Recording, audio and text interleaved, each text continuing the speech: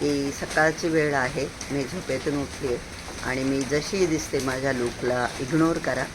कारण नाही तर परत माझ्याविषयी यायचे कमेंट, तुझे डोळे कसे, नाक कसे. झोपेतून उठल्यानंतर माझ्या चेहऱ्याला अशी पद्धतीची स्वेलिंग असते.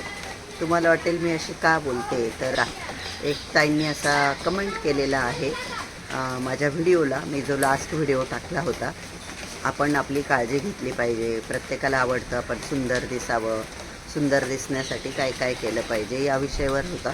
आणि बऱ्याच मैत्रिणींना तो आवडला देखील आणि छान छान कमेंट देखील केले, त्याबद्दल थँक्यू. पण एका व्यक्तीने असा कमेंट केला की तुम्ही सुंदरतेबद्दल बोलत आहात बुवा, तर तुम्ही तुमच्या मिस्टरांचा थोडा विचार करा. त्यांचं नाक कसं, त्यांचं पोट कसं, त्याचा विचार करा, म्हणजे ते तुम्हाला शोभतील तरी. वाटल्यास मी इथे तो कमेंट पण दाखवते तुम्हाला. तर मला आता सांगा, माझ्या पहिली गोष्ट तर माझे मिस्टर जसेही आहे मला आवडतात. त्यांचं म्हणणं त्यांच्याकडे लक्ष द्या, म्हणजे ते तुम्हाला शोभतील तरी. आणि माझ्या मते ते मला चांगले शोभतात. 28-29 वर्षापासून मी त्यांच्याबरोबर संसार करते. आणि आपण जसं ऐकून आहोत की स्त्रीचं सौंदर्य बघायचं असतं, पुरुषाचं कर्तृत्व. मी त्यांना तसं उत्तरही दिलं आहे कमेंटला त्यांच्या. तर ते त्यांच्या कर्तव्याला कधीच कमी पडले नाही. एक नवरा म्हणून नाही, एक बाप म्हणून नाही, एक मुलगा म्हणून नाही, त्यांनी त्यांचं कर्तव्य चांगल्या प्रकारे पार पाडलं आहे. राहिला विषय त्यांच्या नाकाचा, तर त्यांचं जे नाक आहे ते त्यांना परमेश्वराने दिलेलं आहे. जन्माल्यापासून त्यांचं नाक तसंच आहे, त्याला मी काही करू शकत नाही. हो, आधुनिक काळामध्ये एवढ्या सगळं ॲडव्हान्स झालं आहे सगळ्या गोष्टी, की आपण आपल्या शरीराचा कोणताही पार्ट सर्जरीद्वारे चेंज करू शकतो. परंतु आम्हाला कधी त्याची गरज नाही वाटली. किंवा आता ते माझे मिस्टर 57चे झाले, आता ह्या वयात त्यांच्या नाकाची सर्जरी करून त्यांचं नाक छान शेपमध्ये करून काय करायचं आहे, नाही का. आहे तसं आहे, त्यांच्या चेहऱ्याला शोभतं, त्यांना काही प्रॉब्लेम नाही, मला काही प्रॉब्लेम नाही, आम्हाला कोणालाच काही प्रॉब्लेम नाही. आम्ही कधी याविषयी विचारही केला नाही, नाही का. आणि परमेश्वराने हे नाक, डोळे, ओठ, चेहरा जे काही आहे आपल्याला देवाने दिलेलं आहे, याच्यात आधुनिक काळात आपण फेरबदल जरी करू शकत असलो, पण माझं म्हणणं असे, जे आपल्याला देवाने दिलं आहे, जसे दिले आहे ते आपण प्रेमाने स्वीकारलं पाहिजे, नाही का. तर असा जर विचार केला, माझे बघा डोळे किती बारीक आहे, माझाही चेहरा एवढा काही ॲट्रॅक्टिव्ह नाही आहे, मग असा विचार करून जर आपण ते चेंज करायचं ठरवलं तर मग खूप काही चेंज करावं लागेल. त्यांच्या नाकाचा आम्हाला तरी काही प्रॉब्लेम नाही. हो, वाढलेल्या पोटाचा विषय तर एक हेल्दी राहण्यासाठी त्यांचं वजन कमी व्हायलाच हवं. किंवा ते हार्ट पेशंट आहे, एवढं वाढलेलं वजन त्यांच्यासाठी चांगलं नाही. डॉक्टरांनी पण त्यांना वजन कमी करायला लावलं आहे आणि त्या दृष्टीने त्यांनी 8-15 दिवसापासून त्यांच्या डाएटमध्ये थोडेसे चेंजेस केले. परंतु मी हे याआधी पण सांगितलेलं आहे की ते खूप खातात आणि म्हणून त्यांचं वजन इतकं वाढलेलं आहे. किंवा बाहेरचं खातात असं बिलकुल नाही, त्यांना बाहेरचे पदार्थ विशेष आवडतच नाही. आणि आमची तर पहिले तरी व्हायची खूप हॉटेलिंग वगैरे, आता एवढी हॉटेलिंग पण आम्ही करत नाही, मुलं बाहेर राहत असल्यामुळे. ते जेवतात 2 पोळींच्यावर, ते कधीच पोळ्या खात नाही, लिमिटेड जेवण आहे त्यांचं. परंतु एक वजन वाढण्याला अनेक कारणं असतात. माणसाचं जे वजन वाढतं त्यामागे अनेक कारणं असतात. त्यात एक महत्त्वाचं कारण म्हणजे स्ट्रेस, जो की त्यांना खूप आहे. आता ते सिव्हिल कॉन्ट्रॅक्टर आहे, त्यांची कामाची जी पद्धत आहे किंवा जे त्यांचं काम आहे त्याच्यामध्ये त्यांना खूप टेन्शन असतं. आता जे त्या फील्डची लोकं आहे तेच समजू शकतात. तर स्ट्रेसमुळेही माणसाचं वजन वाढतं, त्याच्यामुळे त्यांचं वजन वाढलेलं असेल. नक्कीच ते त्यांनी कमी करायला पाहिजे, त्यांच्या हेल्थसाठी खूप गरजेचं आहे.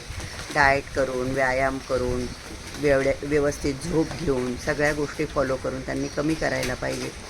हा खूप महत्त्वाचा भाग आहे. परंतु त्यांचं नाक असं, त्यांचं पोट असं, आणि मी त्यांच्या सौंदर्याकडे लक्ष देऊ, ब्युटीबद्दल मी बोलते, म्हणजे ते मला शोभतील, तर असा कमेंट नाही करायला हवा होता. मलाच नाही तर कोणालाच कोणी असा कमेंट नाही केला पाहिजे. थोडं विचार केलं पाहिजे कमेंट करताना, की आपल्या अशा कमेंट करण्याने कोणी हर्ट होऊ शकतं, कोणी दुखवू शकतं, नाही का. आता मी जर त्यांना सांगितलं, ते माझे व्हिडिओ बघत नाही किंवा कमेंट वगैरे वाचत नाही, तो भाग सोडून द्या. पण जर मी त्यांना सांगितलं किंवा त्यांनी पाहिलं, पाहणार नाही हे तर तेवढंच शक्य, त्यांना किती वाईट वाटेल की लोक असं म्हणतात की ते मला शोभत नाही. वाईट वाटेल की नाही? तर असे कमेंट नाही केले पाहिजे, कोणालाच काही नाही केलं पाहिजे. मी नेहमी सांगते की आपण आपल्या कर्मांचा विचार केला पाहिजे. कुणाबद्दल बोलणं, लिहिणं, कमेंट करणं हा देखील आपल्या कर्मांचाच पार्ट आहे. तुम्ही लिहून मोकळे झाले तर तुमचं काही गेलं नाही, पण तुमचे कर्म तुम्ही विनाकारण खराब केले ना हो, ते तुम्हाला कुठे ना कुठे भरावंच लागतं. असं तर माझे मिस्टर जसे आहे, काळे आहे, नाक खराब आहे, पोट वाढलेलं आहे, जसे आहे मला आवडतात. सो प्लीज डोंट वरी, काळजी करू नका. तुम्हाला नाही त्यांच्याबरोबर कुठे फिरायचं आहे किंवा तुमच्याबरोबर शोभायचा विषय नाही आहे, नाही का? तर कमेंट करताना थोडा विचार करून कमेंट करा, नाही का? तो माझा नवरा आहे, मला आवडतो, तुमचा नाही, त्याच्यामुळे तुम्ही एवढा विचार करू नका. बरोबर ना? Hello everyone, good morning all. आपल्या सुपर मॉम या यूट्यूब चॅनलवर तुमच्या सगळ्यांचं अगदी मनापासून स्वागत. आणि आज सॅटरडे आहे, तर आज माझी पनवेलची बहीण ती रात्री ड्युटी झाल्यानंतर संध्याकाळी काहीतरी 6ला वगैरे तिची ट्रेन आहे पनवेलवरनं, तर ती 9:30पर्यंत येईल, 10पर्यंत येईल ती घरी. तर ती कशासाठी येते? माझी छोटी बहीण शारदा, तिची जाऊबाई, मोठ्या जाऊबाई मनीषा देवाघरी गेली ना, तर दारावर जाण्यासाठी येते. आता त्या दिवशी आम्ही गेलो होतो अंत्यविधीला, राख सावडण्याला, परंतु दारावर जाण्याची एक पद्धत असते आमच्याकडे. प्रत्येक भागामधल्या पद्धती वेगवेगळ्या असतात. मी अनेकदा सांगितलं आहे की दुःख घरी भाजी आणि पोळी, भाजी भाकरी असं घेऊन जाता गावातील जवळचे नातेवाईक. जे लांब राहणारे असतात ते चहा साखर नेतात. जसं मी प्रियाच्या घरी पण चहा साखर नेलं होतं, प्रियाचे सासरे वारले बहिणीच्या मुलीचे. तर इथे पण आम्ही उद्या जाऊ, चहा साखर वगैरे घेऊन जाऊ. तर तिथे जाण्यासाठी ती आज येते. आणि माझं काही नाही, आता प्रशांतजी गेले, त्यांनी स्वतःसाठी बनवली होती भोपळ्याची भाजी मुगाची डाळ टाकून. आणि हो, नुसती भाजी आणि शेवग्याच्या शेंगा उकडून खाता येते सध्या, कारण हार्टला चांगले असतं असं ते मला सांगत होते. तर शेवग्याच्या शेंगा, कच्ची हळद, आलं, सगळे स्पायसेस, ते उकळून पाणी, असं त्यांनी सगळं करून घेतलं. आणि तोपर्यंत मी घराची थोडी क्लिनिंग वगैरे केली. मग निशाताई, कल्पनाताई घर क्लीन करून गेल्यावर मी स्वतःही आंघोळ केली. तर चला आता मी पाणी पिते आणि नंतर मग देवांची पूजा करते. करीना आपली अजून झोपलेलीच आहे. बघू आता पुढे काय काय करेल ते मी तुमच्याशी शेअर करेलच. आणि मी उठली आणि मम्मीने माझ्यासाठी एकदम delicious best breakfast in the world बनवते. That is aloo parathe. Thank you mamma. हे हिच्यासाठी लंच असणार आहे ॲक्च्युली. आय थिंक 2 वाजत आले असावे. आणि हे पहिलं फूड हिच्या पोटात जाणार. 1:15 झाले. हां, 1:15 वाजलाय. आणि ही आता आलू पराठे लंच ब्रेकफास्ट ब्रंच एकत्र. पण मी त्यांना बोलले नाही आता. काय ते आंबे आणणार होते, पापड होते तर.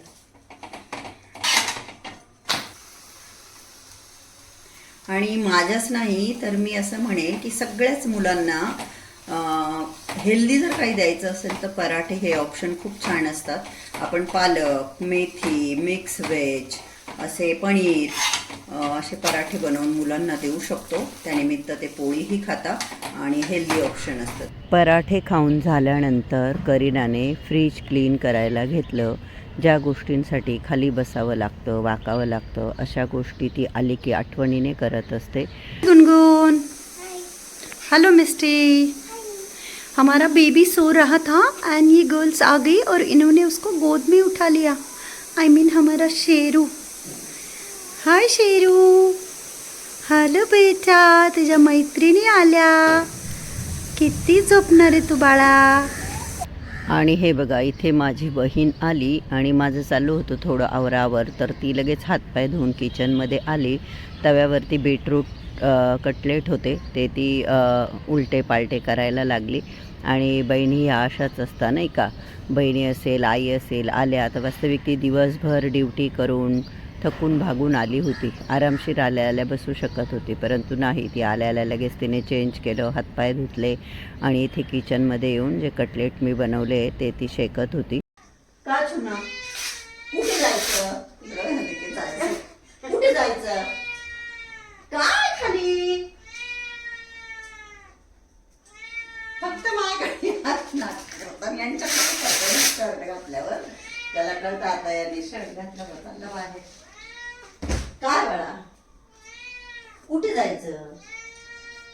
अरे रात्र किती झाली? नाही ना बाळा, नाही ना, नको ना.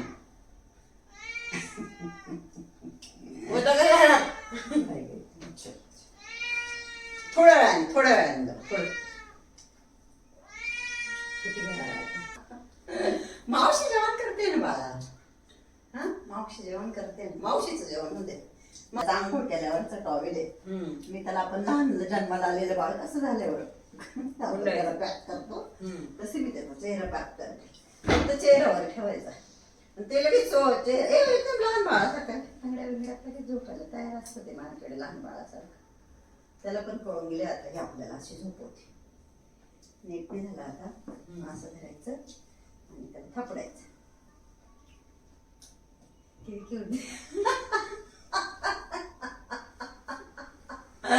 ती म्हणती माझा खूप फ्रेंडकडे आहे पण एवढं तू जेवढं करते मी कोणाचं असं नाही पाहिलंय तुझ्या पद्धतीने बोलती मला मी एवढं सुंदर बाळ कोणाला झालं मग मला झालं.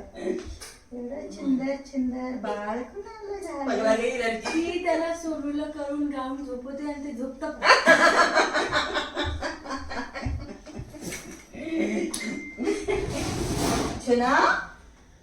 छना मावशी हसते तुला. मावशी हसते माझ्या बाळाला. आणि हे असं शांत होते फक्त माझ्याकडे बसतात. टिनूकडे बी बसते. पण कोचीला पण खूप आवडायला लागलं हे मांजर. माझं सोनूल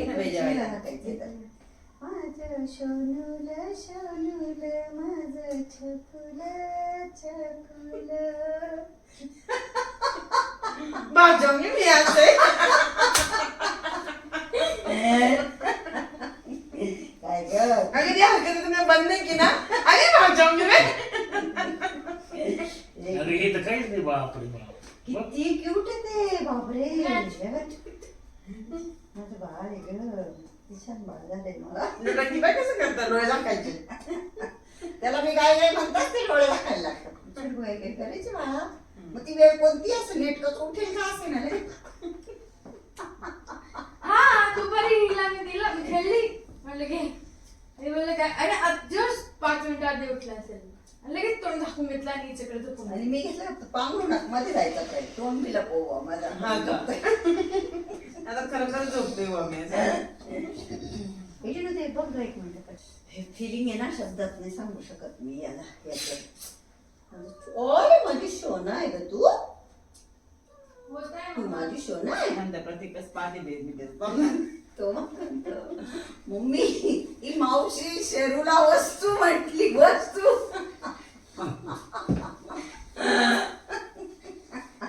एकदम चेहरा मम्मी मावशी शेरूला वस्तू म्हटली. अरे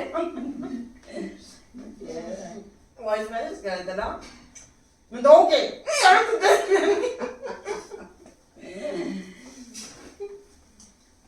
त्यांनी तोंड आपण घेतलं त्याचं काही काढलं ना त्यांनी त्याला मजा वाटते असं आपल्या. ए बेटा मावशीला डाळ होता. नाही नको नको देऊ नको देऊ. ए अगं थोडी तर खंबक डाळ नको कशी झाली. एक खायचे नको. अगं दोन विशेष. ते एवढा एवढा डाळीची चव. बरं एवढाच भात आणि डाळ.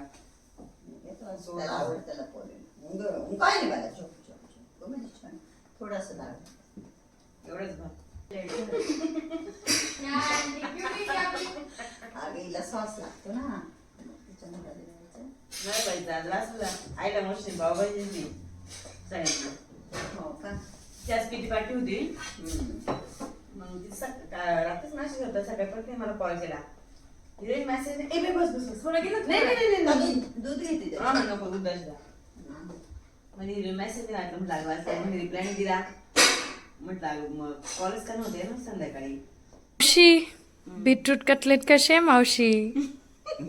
छान. अरे टेस्ट तो करके बताओ. अच्छा खाल्ले. खाल्ला गेले मी करतानाच खाल्ले. करता कधी फ्राय करायला घेतलं तेव्हाच खाल्ले. अगं ते हिरवी मिरची घालून केले ना माझी खूप हातांची आग होती असे. आणि ह्या मला मिरच्या वाटलं खाल्ल्यानंतर की नाही तिखट पण आता खाते तर जाणवते आहेच पाहिजे. 2 चमचे मी टाकलं लाल तिखट. छान आहे. उडदाच्या खूप डाळीची दिवसानंतर खाते मी म्हणजे मी कधीची केले मला असं आठवत नाही. आणि सकाळचे 10:15 वाजले आणि मी साडी वगैरे घालून अशी निघाली गाडीमध्ये. तर माझी लहानी बहीण शारदा आहे, तिच्या इथे आम्ही दारावर चाललो आहे. माझी जी बहीण आली पनवेलची ती, मी आणि माझी एक क्लासमेट पण आली आहे, भेटवते त्यांना. तर आता दारावर नेण्यासाठी आम्ही काही वस्तू घेतोय. शिल्पा काय घेते? चिक्की मिळाली का? तू ग लाडू घेते का? अच्छा.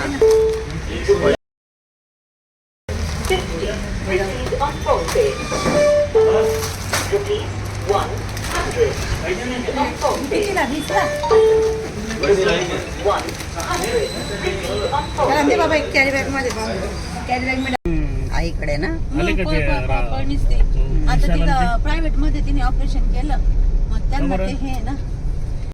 हाय मम्मा. दादा काय म्हणायला पाहिजे हायच म्हणायला पाहिजे. आयुष्यामध्ये होते त्यांचा मी परत जाऊन आले. अच्छा. ऍक्च्युली माझी जी मैत्रीण आली आहे ना, तिला पण सुटकाचं ती खात नाही आणि बिलाला पण त्रास होतो. मग सुषमाला सांगितलं होतं की साधं भाजी पोळी कर म्हटलं. तर आता 11:30 पावणे 12 होत आले. तर आम्ही आता दुःख घरून इथं आलो. मी खाल्लं असतं पण मग त्या दोघींना नव्हतं खायचं. तर मग आम्ही तिघी आता इथं आलो. आई पण आलेली आहे. आता चालला आहे स्वयंपाक. जरा वेळाने आम्ही करू जेवण. हे बघा, हे माझे मेवणे. हॅलो अर्जुनजी. ए जर हा ना. आज स्वाध्याय शास्त्री दादांच्या दिदी, तर त्यांचा आज वाढदिवस आहे. तर स्वाध्याय लोकांसाठी एक उत्सवच आहे. आणि माझी आई, माझ्या बहिणी वर्षानुवर्ष स्वाध्याय करतात. आमच्या सगळ्यांसाठी पण तो खासच दिवस आहे. आज म्हणजे दिदींचा वाढदिवस आहे ना, तो आमच्याकडे युवा दिन म्हणून साजरा केला जातो. म्हणजे दिदींचं वय आता अबोव 50 असेल, परंतु त्या एका युवाच्या एनर्जीने आस्वाद द्यायची धुरा त्या सांभाळता. एवढं कार्य दादांच्या नंतर दीदी म्हणजे दादा नाहीच आहे असं आम्ही स्वाध्यायी मानतच नाही. दादा आमच्या हृदयस्थ आहेत असं आम्ही सगळे स्वाध्यायी मानतो. आणि दीदी आता दादांचं कार्याची एवढी धुरा एकट्या समर्थपणे एवढ्या छान सांभाळताय. आमच्या सगळ्या स्वाध्यायी भावांच्या त्या दीदी आहे, बहीण आहे, मोठ्या बहीण, आम्ही त्यांना दीदी म्हणतो. आणि त्यांचा जन्मदिवस हा युवा दिन म्हणून साजरा केला जातो. या दिवशी एक वृक्ष लावलं जातं. ह्या वृक्षाची आज 12 जुलै ते 19 ऑक्टोबर अशी 100 दिवस आम्ही पूजा करतो. आणि त्याच्यानंतर ते वृक्ष आम्ही एखाद्या मोठ्या ठिकाणी जाऊन लावून एवढे 100 दिवस हे वृक्ष घरात ठेवायचं असतं. त्या वृक्षाची पूजा करताना ना दररोज श्रीसूक्तम घ्यायचं असतं की ज्याच्यामुळे आपल्या घरामध्ये आरोग्य, धनसंपदा ही माणसाला आता मानव जन्मात येते त्याची गरज असते. आरोग्याची आहे, धनसंपदेची आहे, विद्येची आहे आणि श्रीसूक्तम आपल्याला ते प्रदान करतं. म्हणून मग त्या वृक्षाची पूजा करताना आम्ही सगळे परिवार बसणार, त्या वृक्षाला पाणी देणार, त्याची पूजा करणार आणि श्रीसूक्तम घेणार. असं आमचं आजपासून 12 जुलै पासून तर 19 ऑक्टोबर पर्यंत हे आमचं असं चालणार. आणि 19 ऑक्टोबरला दादांचा जन्मदिवस असतो, तो मनुष्य गौरव दिन म्हणून आम्ही साजरा करतो. तर माझी बहीण, म्हणजे आई तर वर्षानुवर्ष करतच आली, पण माझी बहीण पण खूप मन लावून स्वाध्याय करते. ते या गोष्टीचा मला प्रचंड आनंद आहे. आणि सगळ्यात जास्त आनंदाची गोष्ट म्हणजे आज माझा पूर्ण परिवार आम्ही इथं स्वाध्यायचा जो कार्यक्रम होता ना आमचा वृक्ष लावण्याचा, परिसरामध्ये एक वृक्ष लावला जातो. एक आपल्या घरात पण आणि परिसरात पण. मग परिसरात जो वृक्ष लावण्यासाठी आमच्या मावशी म्हणून आहे त्यांच्या घरासमोर आम्ही वृक्ष लावला लिंबाचा. आणि तो लावण्यासाठी आम्ही सगळे गेलो होतो. माझी मुलगा आणि माझे मिस्टर, आम्ही चौघं पण गेलो होतो. त्याच्यामुळे मला आजचा दिवस खूप महत्त्वाचा आहे. माझ्यासाठी माझा पूर्ण परिवार आज याच्यामध्ये सहभागी झाला. याच्या आणि पाचवासीने जेवण पण नेहमी छान असते. तर बघा, म्हणजे आज तिच्या स्वाध्याच्या कार्यक्रमाला तिचे मिस्टर मुलं आले, तर तिचं मूडच आज, तिची एनर्जीच काही वेगळी आहे. तर खूप हॅपी आहे ती. तर म्हणजे आता हा स्वयंपाक वगैरे आवडला सकाळचा आमचा तो कार्यक्रम झाला तर आम्हाला मळ्यात पण निघायचंय. आणि मळ्यातून संध्याकाळी 6ला येऊन 7ला पुन्हा आम्हाला नर्मदा लॉन्सला खूप छान कार्यक्रम आहे आज आमचा, तो पण अटेंड करायला माझा परिवारासह मला आज जायचं प्लॅन आहे. कार्यक्रम कोणता आहे तो सांग. मग दीदींच्या जन्मदिनाचा कार्यक्रम असतो ना, हा. स्वाध्याय असतो. तर किती हॅपी आहे ती. आणि तिला हॅपी बघून मी पण खूप हॅपी झाले. आई पण होती आणि जे पण तिने बनवलं जेवण छान, आम्ही सगळ्यांनी जेवण केलं, खूप टेस्टी जेवण होतं. तर चला आता त्यांना मळ्यात जायचंय, तर आम्ही आता जरा अक्कांकडे जाऊन त्यांचं जरा डोकं खातो एखादा तास. सीमाताईंच्या घरून निघून बबला अक्काच्या घरी चाललोय. 2 वाजत आले, निघायचंय आता. आम्ही सुषमाकडे जेवलो, प्रशांतजी बबला अक्काकडे जेवताय. त्यांना सुषमाने पण बोलवलं होतं पण ते काय आले नाही. तर आता बबला अक्काकडे जेवण करता येते. आमचं होतं येणं कामानिमित्त इकडे, यांचं काय कोणाचं विशेष येणं होत नाही. मी आजारी होते तेव्हा आले होते मला बघायला, मग काय नंतर कोणी एवढं येत जात नाही. आणि 2:15 वाजले आम्हाला घरी येते. शिल्पाची चालली आहे तक जायचं. तिला म्हटलं थांब जरा. वरही आली नसती ती, खालच्या खाली पळाली असती, पण तिला करीनाला भेटायचंय म्हणून वर आली. मी तुझ्यासाठी वरती आले. अरे यार परत चॉकलेट घ्यायचं राहिलं ना. काय पैसे देऊ राहिली चॉकलेटला काय नको बाई का? ग, आज गोड काय खातच नाही. एखाद वेळेस खा, काही नाही. गोड जनरली तुम्ही खात मावशी चॉकलेटला देईल, तू हेल्दी काय घ्यायचं त्याचं. तुला जे वाटलं ते घे ना बाळा. बापरे, हे बघ एवढे पैसे मावशीने दिले चॉकलेटला. अगं, मग किती दिवसाची थकबाक आहे. माधुरीची मुलगी आली त्या दिवशी दे पिकी आंटी मला पैसे. किती दिवस झाले तू दिले नाही मला पैसे. हा का. करीनाला पैसे वगैरे देऊन तिची मावशी म्हणजेच माझी मैत्रीण गेली. आणि तुम्हाला सगळ्यांना आजचा व्हिडिओ कसा वाटला, आवडला का? आवडला असेल तर व्हिडिओला लाईक करा. चॅनलला अजून सबस्क्राईब केलं नसेल तर प्लीज सबस्क्राईब करा. शेरू बघा किती छान झोपी गेला माझा. Bye bye.